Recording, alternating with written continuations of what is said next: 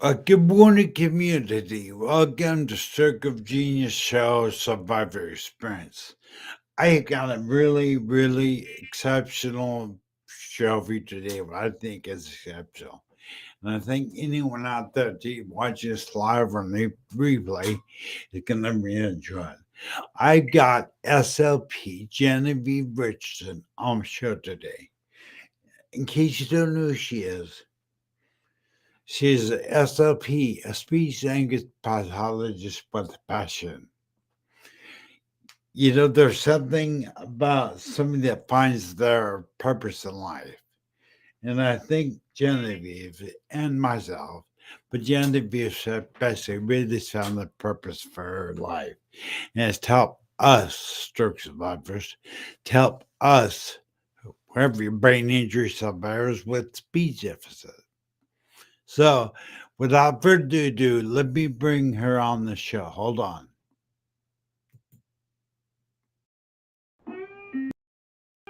Welcome to the Stroke of Genius Show, Survivor Experience.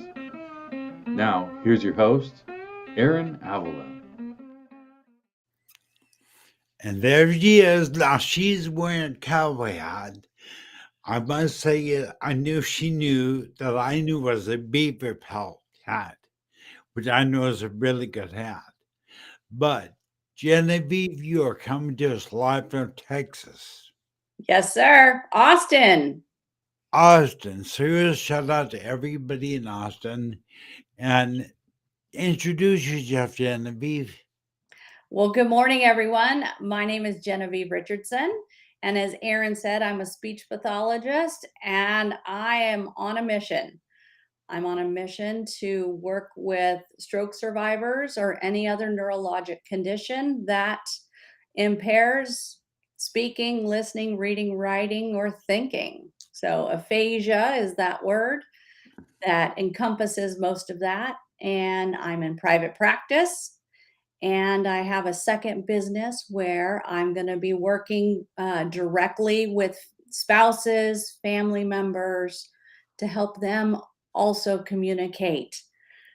So if you're in my practice, that's one way you can work with me. And then the other way will be through what's called Life Aphasia Academy. That's where I'll be targeting stroke survivor families. I love it. I mean, so many people, so many of our loved ones, which I'll be talking to you later because I found out you take insurance, you take Medi-Cal.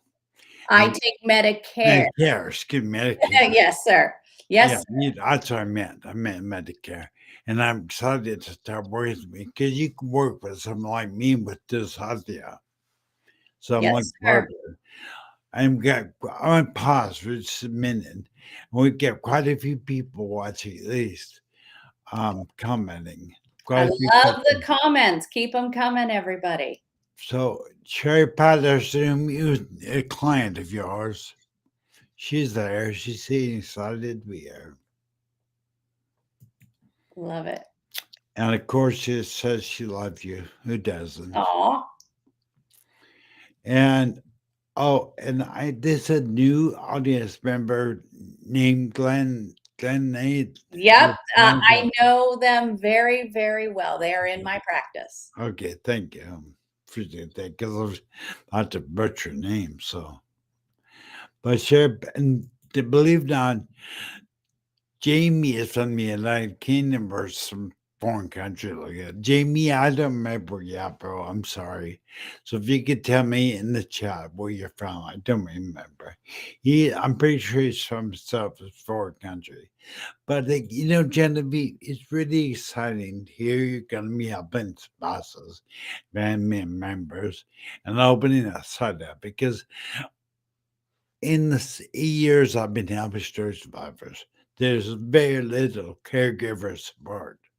There's very little support and I know that people, especially with the facial like Sherry, their spouse really only knows how to get frustrated. They don't know how to help them. It's hard to communicate with somebody aphasia. So you're going to plan on helping them, right? Absolutely. I am here to bridge that gap between rehab and life, right? So many people, as you and I have talked about before, you get discharged from rehab, whatever level you were last at, and now you're out on your own. Yeah, Where's the support? It's like, hello, hello, yeah. there. If you're actively working with a therapist, you're getting some support. But what about the families that are not actively in therapy? How do they get that ongoing support and building a village? What I love that you do, Aaron, Stroke Media TV, Stroke of Genius, all these opportunities that you're providing to this community to connect with one another, to get rid of some of that isolation that invariably sets in after rehab. That was it. Genevieve was isolation. We couldn't remember what the topic was, so we're gonna detour a little bit. We'll Yeah, talk about that in a minute, because that was the topic we were gonna talk about originally. I know. We tell the story, Aaron. Good, you talk better than I do. Go ahead. Well, we met on FaceTime video on Monday night, and we were talking about what we wanted to talk about today. And we came up with some great ideas, and neither one of us wrote them down. And so last night we're like, what do you want to talk about tomorrow? So, but if there's questions, right? Can we open this up for questions at the end, Aaron, if there's time? Absolutely. I've got Robert out there on LinkedIn. We got Robert on LinkedIn out there. We got and that's, yeah, he's a very active. He's a very big Stroke TV media supporter. And Neat. it's great to have you out there, Robert. Shout out to you. Love. Robert, put in chat where you're located. We're curious where you're at. But this is also Bryce. He's North Carolina. Bryce, he calls himself Peanut, I guess. I love it. I call himself Raisin, but anyway. Oh, I think Jeremy Metty's in England.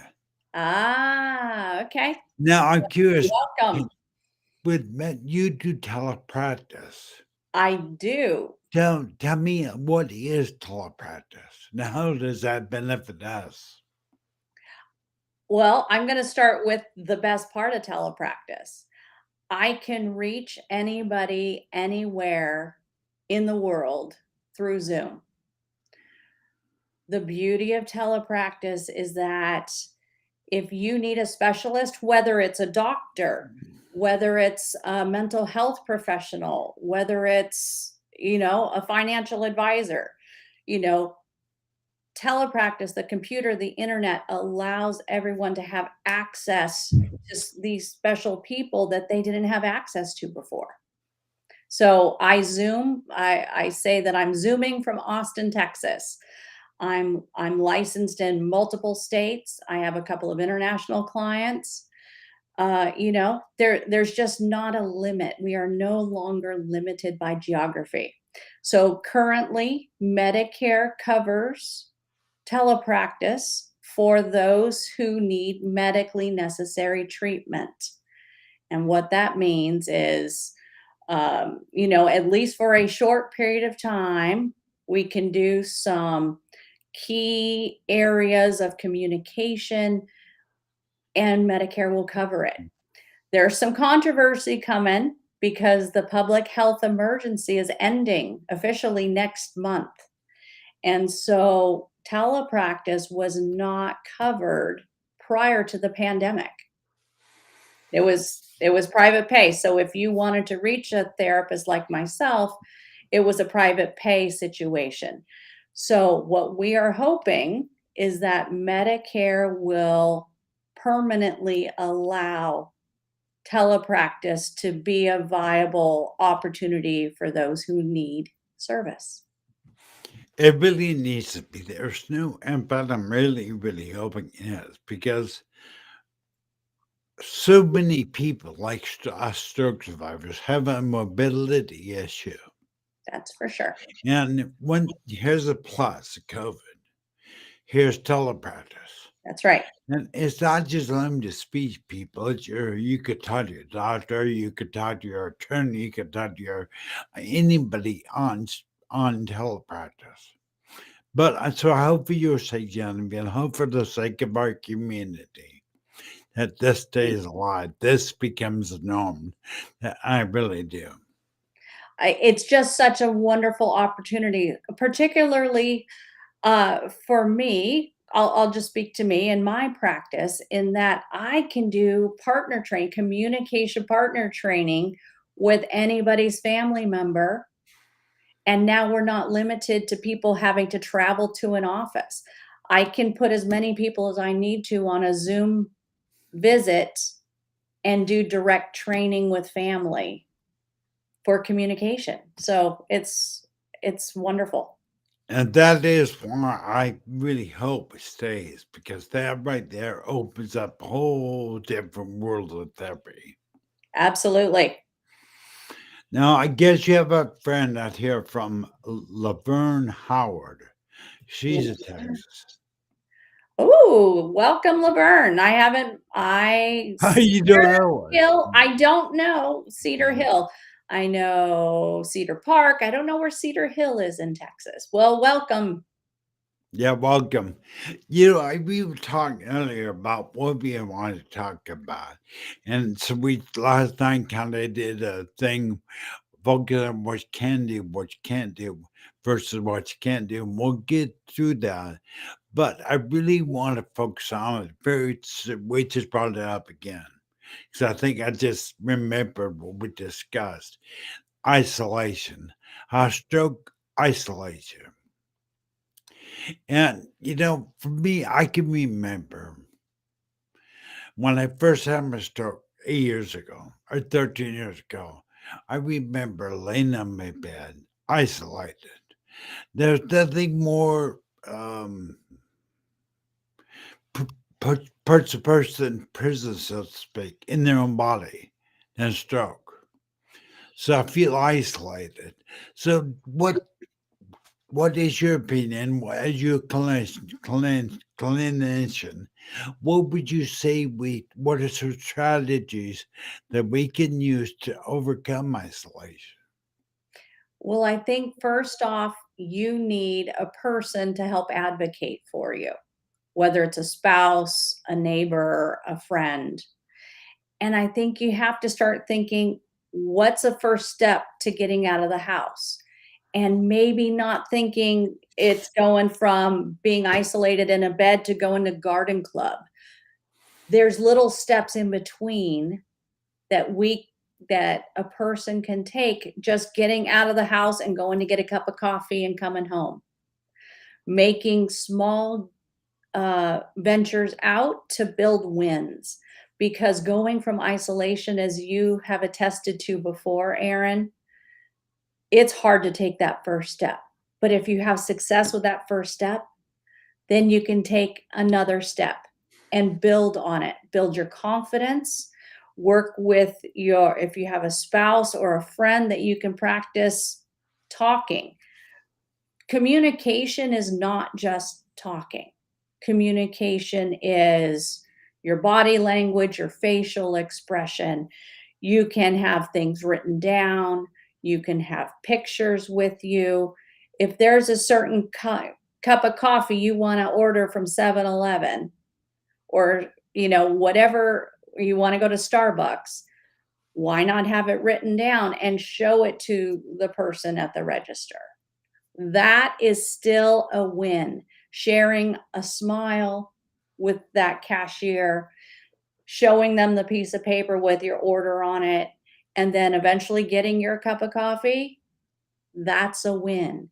And I think so many of the folks I work with feel like they've got to go from 0 to 100 or it's not success. I argue it's the small things that are the win. Yeah, Genevieve, I've not always been this like in the camera. I can remember when isolation tried to keep me locked in my bedroom and in my bed. I told my mentor at the time, Roland Goga, I told him, I said, I can't live stream. I got a speech deficit. And this is pretty improved compared to what it used to be. I used to be where I was a bumbling, getting understand a lot of what I can watch how excited I get. But you could not understand what I was saying pretty much. Probably I only understood about 30% when I first had my stroke and started to speak again. So isolation, the fear of being out in front of people, kept me It's wanted to keep me locked in.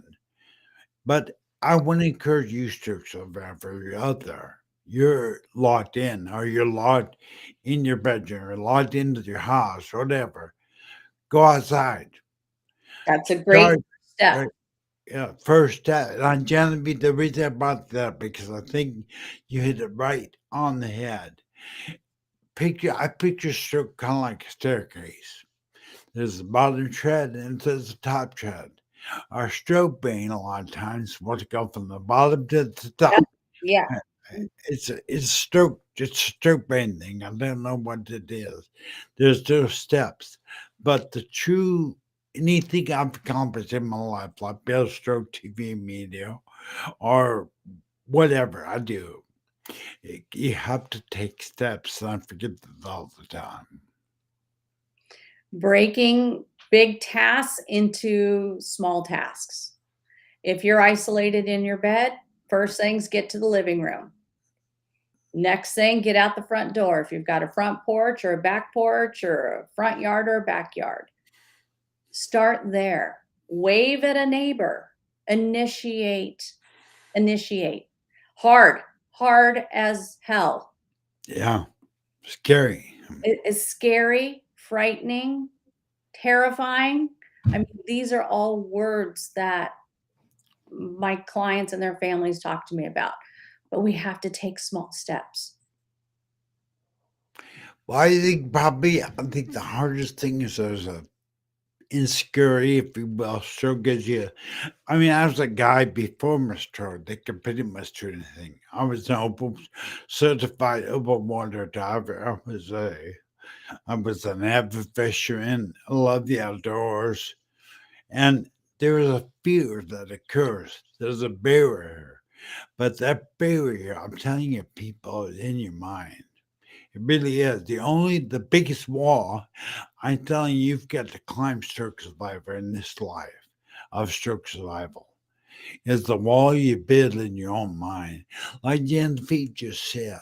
And I smiled inside, waved at the neighbor, step one. Go sit on the porch, step one. Just take those small steps. And I'll start overcoming that fear and start climbing the walls that you built in your mind. Because I assure you, I guarantee you, it's in your own mind. So, what would you say, Aaron? What would you say to someone who has been isolated in their house for 6 months? Maybe they don't have, an advocate for them, somebody that comes in all the time. Where would they start? What would you say? Well, I think the cornerstone makes Stroke TV media different. See, I believe, as CEO of Stroke TV media, that the foundation, the very core of survival and finding life after stroke is you've got to start your mind. You've got to start with the mindset because that's going to get you out of the bedroom and get you down the hall into the living room, waving at the neighbor. Is starting with your mindset. And So, that's for everything. The reason we hear about mindset all the time, I consume a lot of I follow a lot of entrepreneurs. I follow a lot of people in the stroke community and the neuro community in general. Everybody is talking about mindset. And sometimes that is like you said, it's the walls people have built in their own mind that they have to overcome. yeah, I think probably I would have to say I've been serving the stroke community now for 8 years, pretty much. And I would say the biggest thing in stroke survivors' life is their mindset. It is what keeps them isolated, what keeps them not becoming and finding their life after stroke, is they believe that they're worthless. They believe that they have no value. They believe that speech deficit will limit them, but it's not true. It to me, it's like, to me, I call it stroke is a liar. It lies to people. Hmm. It's a really interesting idea. Because it really does lie to people and tell them that pretty much have no value. I still look. I'm not saying that's easy. I didn't want to confuse that first what Genevieve was talking about. Getting the whole waving to the neighbor, going to the store with your wife, your husband, or whatever. It's not gonna be easy. What I've done and what you see today is not what it used to be. I used to be in bed, suicidal. I mean, I'm dark. So what you see today is what it really comes down to mindset. And finding a community. I call it a village. Doesn't matter what you call it, but what you've been creating, Aaron, these 8 years is that community of support. And if I can add just one other thing beyond in that community, if you're gonna complain, that's fine. There's that venting part. But eventually, you need to take a step past that. You need to help figure out what is that step to get past venting and start putting some action to it.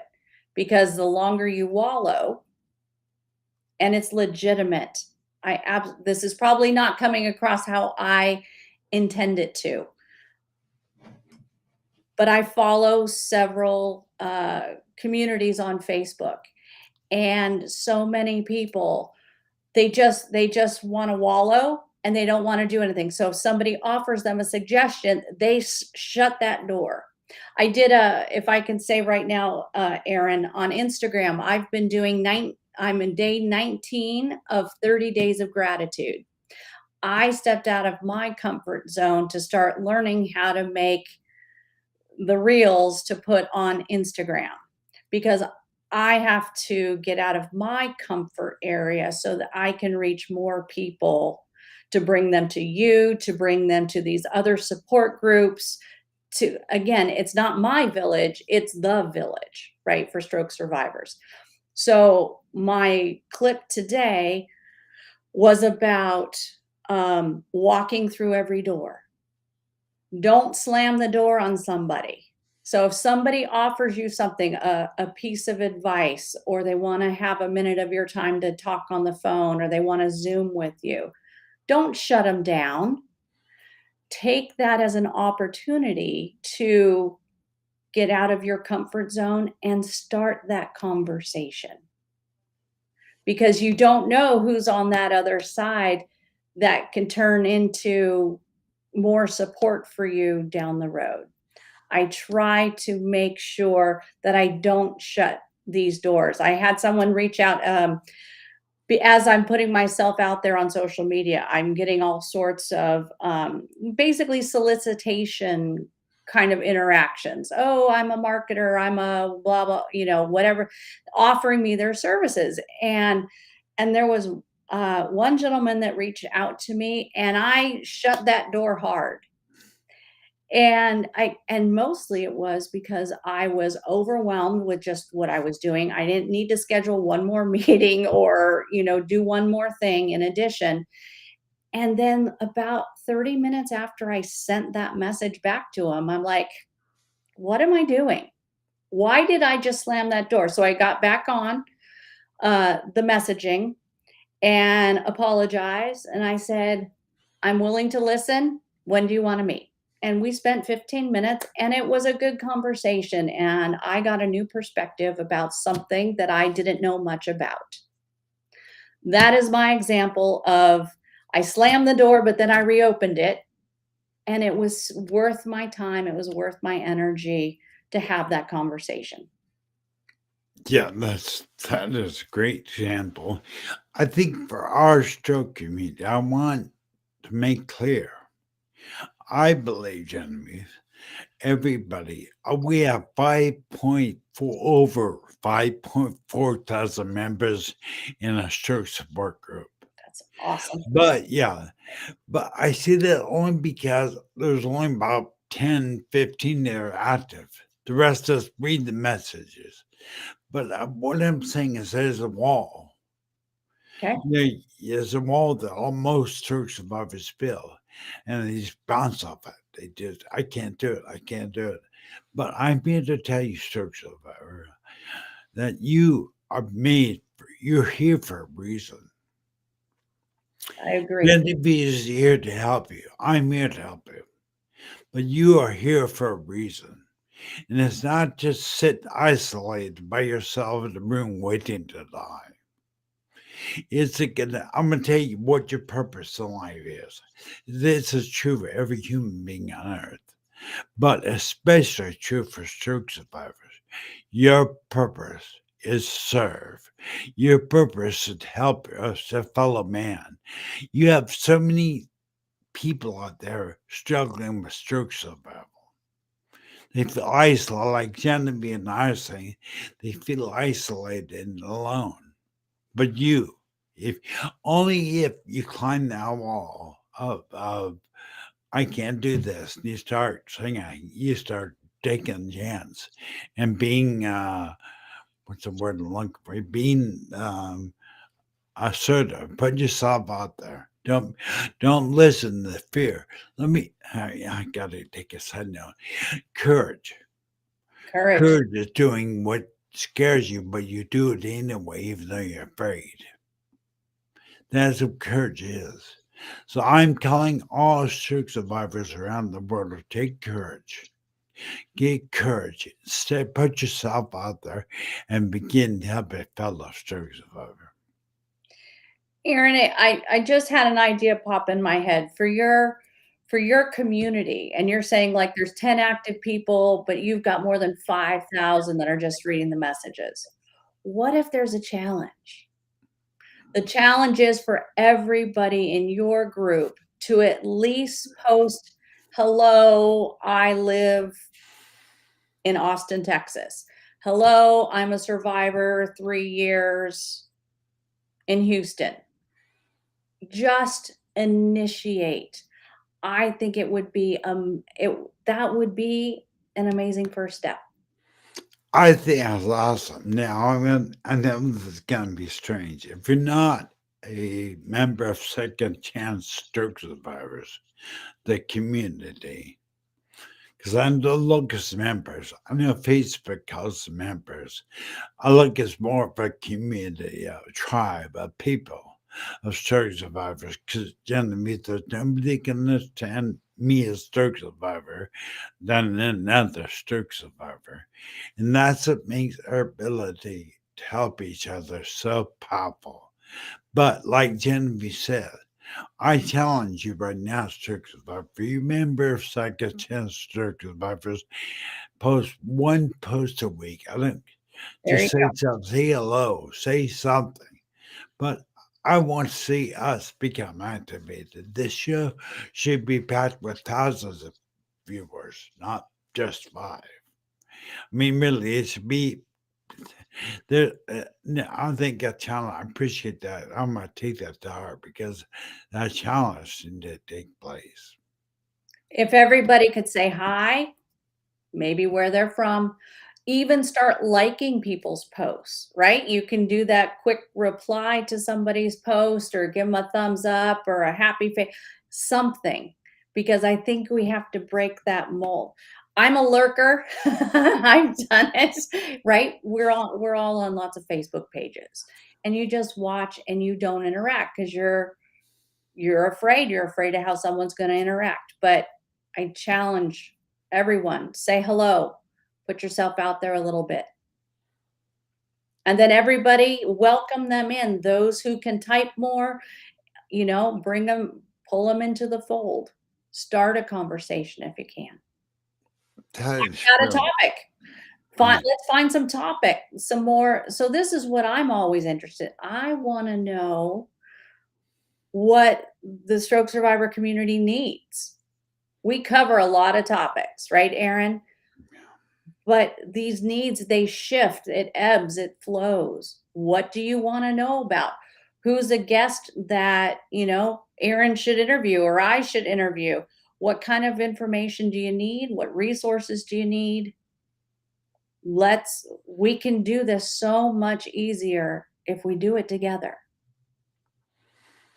Wow, that's just inspiring me. No, and that's got me pumped. I mean, it's really, I'm just, people that don't know, Genevieve, you've been sitting here for a purpose. I don't believe there's any mistakes. But in life, I think universe, God, whatever you want to call them. I think there are no mistakes. Genevieve's here, and I agree with her completely. We are a community. We are a tribe. We can help each other. And I'm going to be doing challenges. I'm going to be talking to Genevieve later about the ideas. Yeah, so the show is only supposed to be half an hour. We're not. I Are said, you cutting me off, Aaron? no, I'm not. I'm doing the opposite. I think as long as I see the chat moving, we're going to keep going.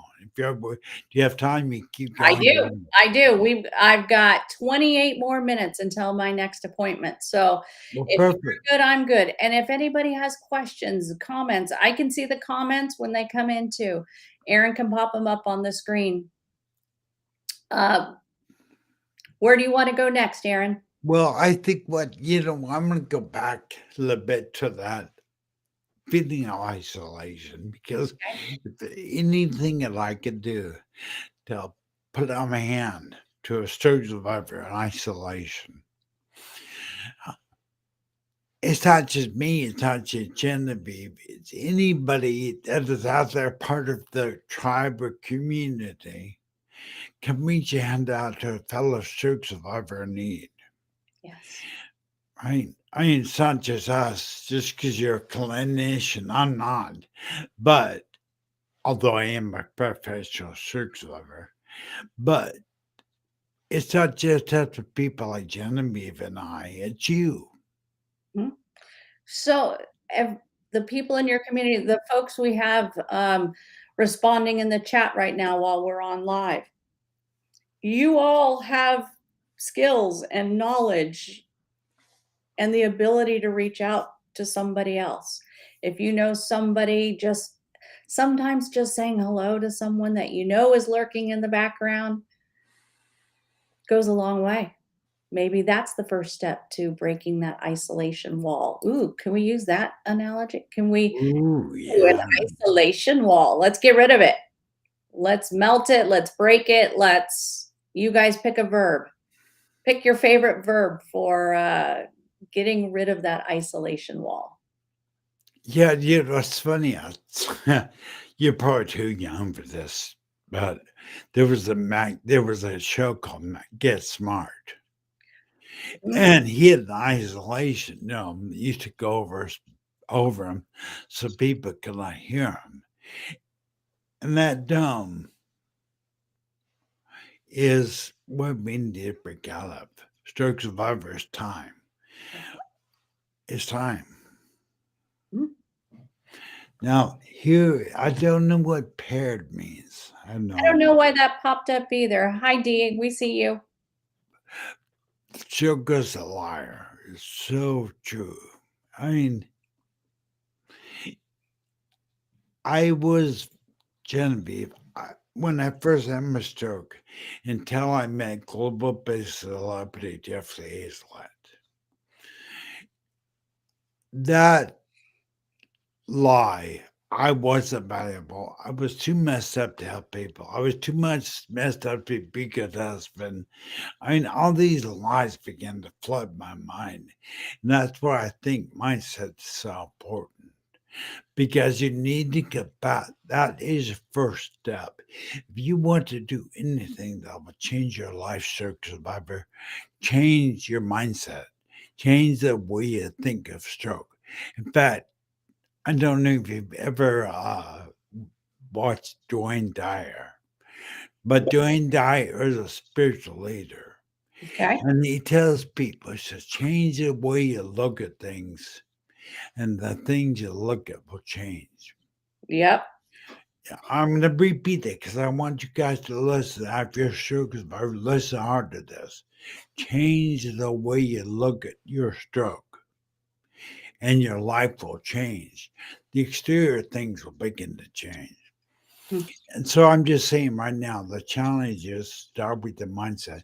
In fact, if you go to Stroke TV Media on YouTube, first subscribe, and then there you look for and go to the playlist, and you will see a mindset series I did. There's two playlists I recommend on Stroke TV Media. Number one, mindset. We did a 3-part series on mindset. So look for this series of mindset. The second playlist I recommend on Stroke TV Media YouTube channel is self-love, because that's one that we battle with big time as stroke survivors. Because again, stroke lies to us, tells you we're not worthy of being loved, we're not valuable, but the opposite is untrue, it's a lie.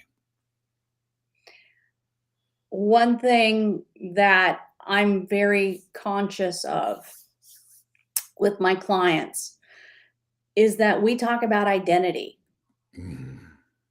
Identity and mindset, right? But I don't know which one I start with. It depends on where they are, and I can't tell you what my formula is. I just feel it. But when I start working with someone, we have to start looking at identity.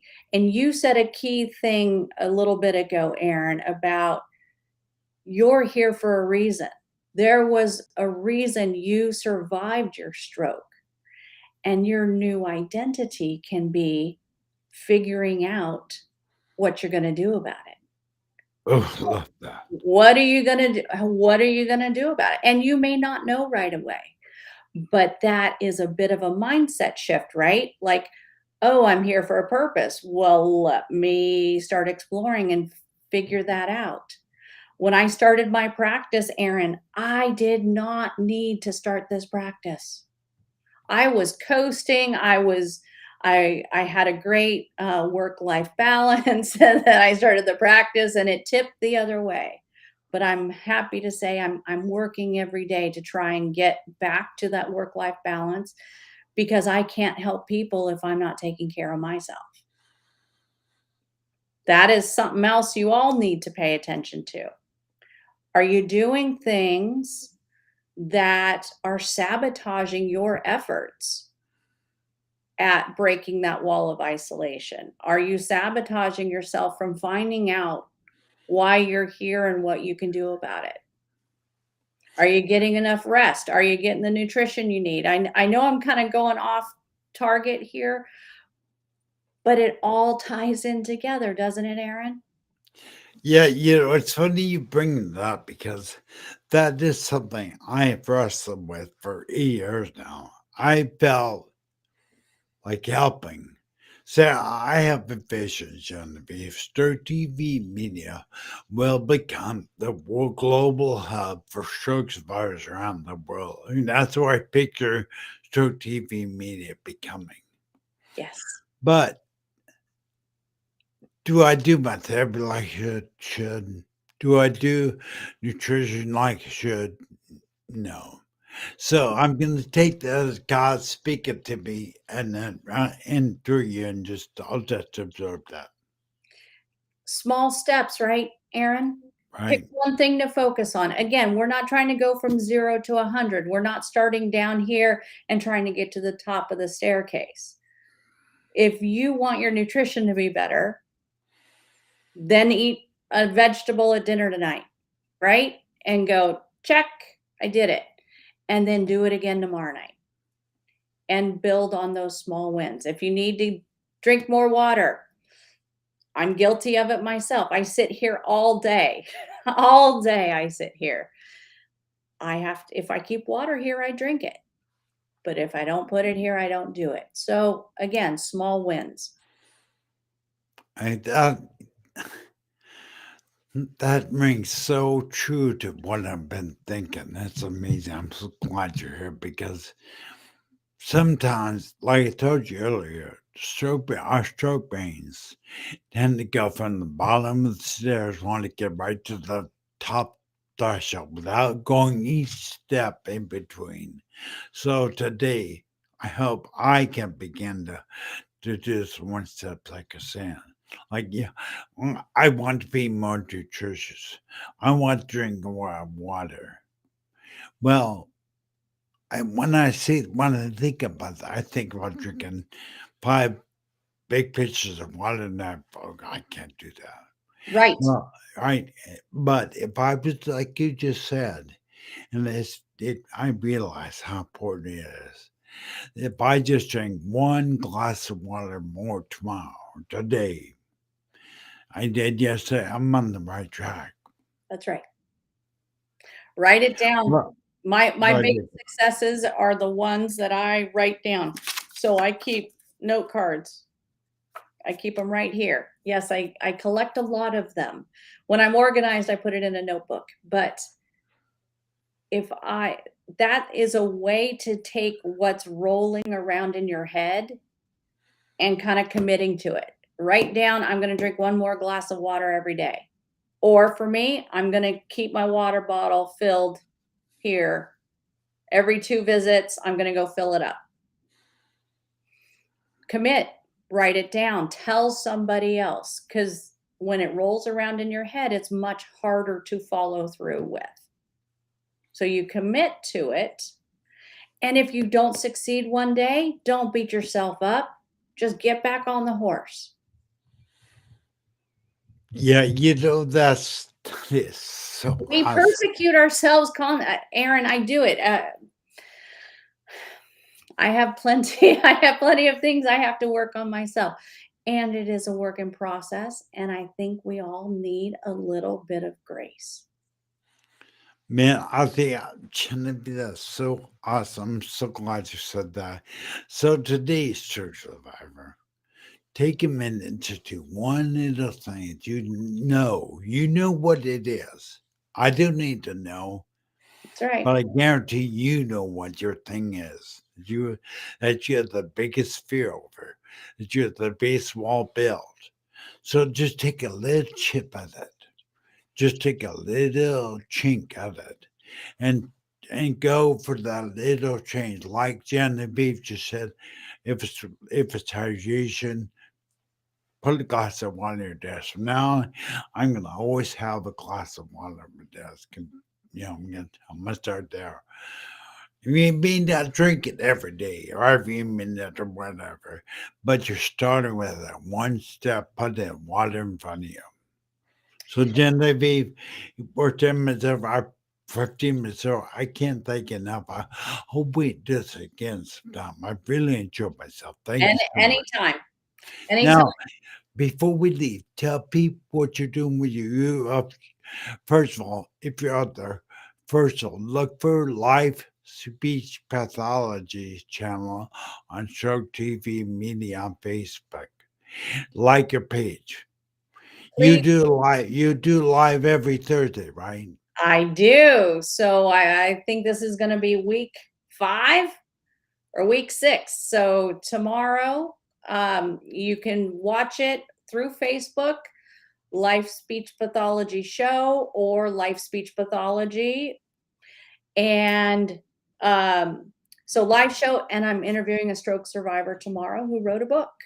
And I think he's going to have some more insights for us about how he has found his purpose. That's what life is funny purpose. I mean, you found your purpose. I found mine. Everybody out there has a purpose. Yes.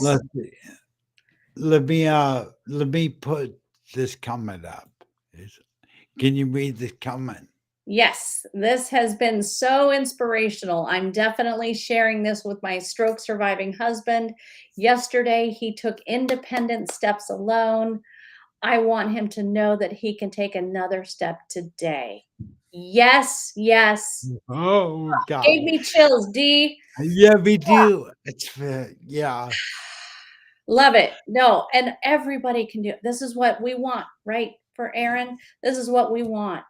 Small steps on that challenge. Reach out, and why don't you somewhere in your stroke communities say what you're going to work on? Not for accountability per se, but for you mentally to commit to doing something better for yourself. Something as small as another glass of water. You know, Genevieve, I can't thank you enough for being here, and I'm really glad. So that, what time is your show tomorrow? Tomorrow, 11 a.m. Central Daylight Time. And I also have a podcast, the Listen for Life podcast. So the live show happens this week and it feeds to the podcast the next week. Check out Do Life, speechpathology.com. There's a reason I picked my company to be Life, because it is about doing life, right, Aaron? It really is. And you can find life after stroke, no That's doubt. right. Thank you, Aaron. This is so But much fun. Let's do it again. Hope I didn't talk too much. Well, I'm you, kind of you, like I told you before, privately, you're natural. I think again, as you and I begin to stay in the lane, you were going to see things change in a big way. And I want you, a survivor, no matter where you're at, get hold of Genevieve or myself. Get hold. You need a quality SLP series language to help get hold of Genevieve. What's the best way, Genevieve, people can get hold of you?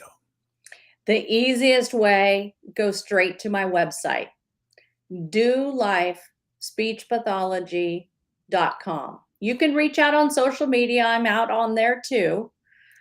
But go straight through the website. My email's on there. My phone numbers are on there. Reach out. You are not alone. You are loved. You are supported. Reach out. No, I'm curious. What is it? Can you give a business phone number you can put out on the air right now? Sure. Be happy to. Area code 512-553-4364. That's my office line. And you can also text directly to that number. So call, voicemail, text, and you will get me right here. All right. She's a real person, people. You know, I can't virtual audience without your help, without you being here, part of our community. We would not be doing what we do. So thank you to all audience members. Remember, we're every Wednesday, 9 a.m. Pacific Standard Time, 11 Central, 12 noon Eastern. We're live streaming on every Wednesday, and then remember, Genevieve's show is every Thursday night. It's every Thursday night. Tomorrow, same time Yeah. as Aaron's, just one day later. Genevieve, thank you so much for being here. I appreciate that, honey. I appreciate you, Aaron. Everybody have a fantastic day.